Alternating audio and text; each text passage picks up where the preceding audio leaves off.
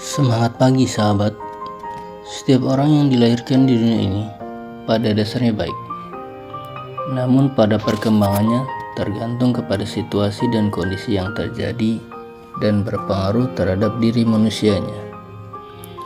Sehingga dalam pergaulannya belum tentu setiap orang dapat menjadi orang yang betul-betul baik.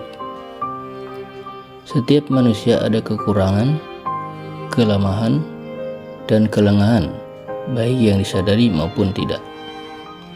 Meskipun demikian, setiap manusia senantiasa diberi kesempatan untuk kembali baik dan menjadi lebih baik.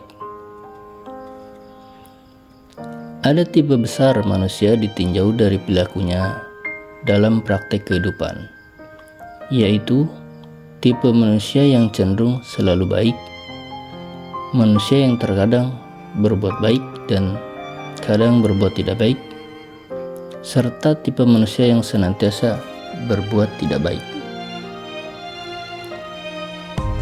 Yang pertama, manusia yang cenderung selalu berbuat baik.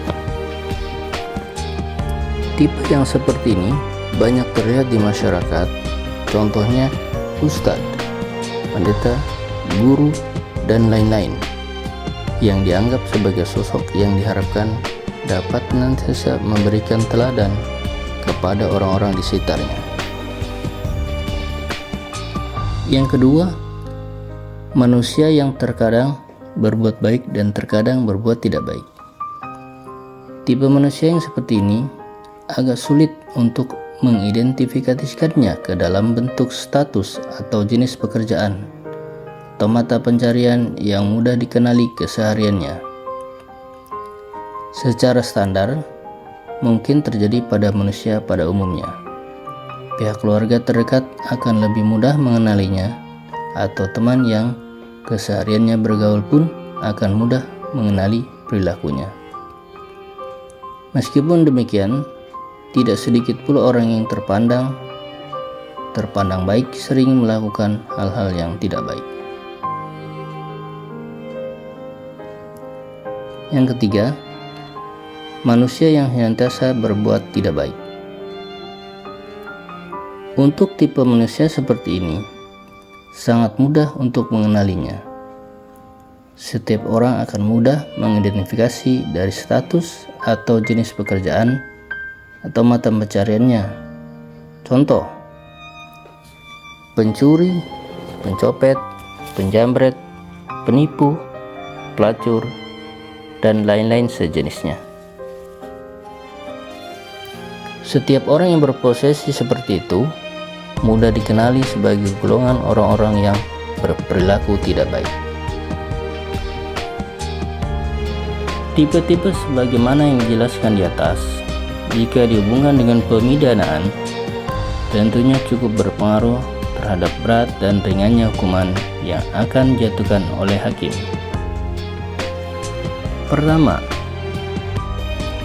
jika pelaku termasuk tipe yang pertama, maka hukumannya akan cenderung lebih berat jika ada unsur kesengajaan dari perbuatannya yang dilakukan terhadap korban yang tidak bersalah atau karena terdapat unsur perencanaan terlebih dahulu.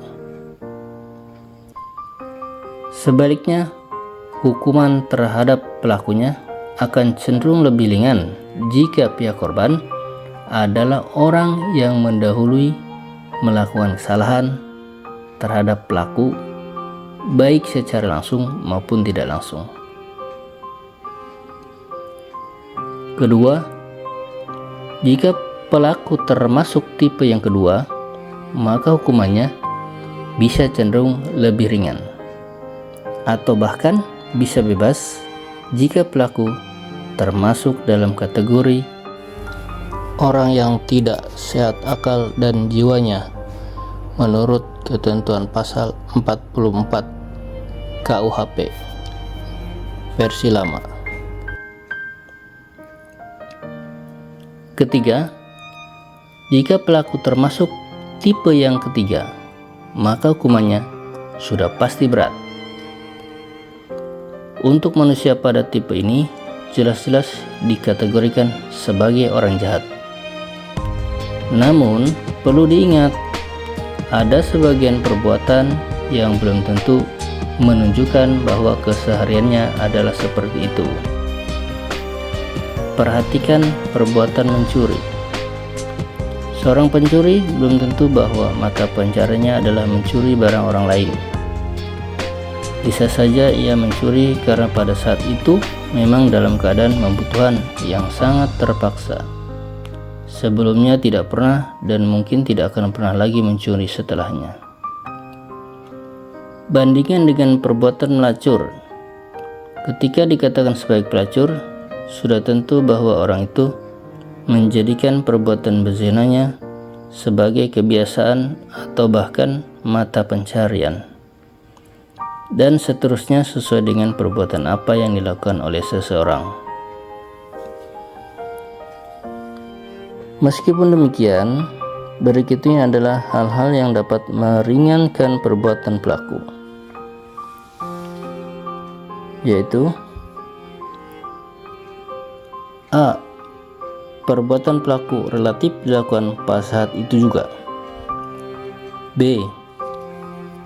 Pelaku terdorong karena emosi saat perbuatannya bukan merupakan kebiasaan. C.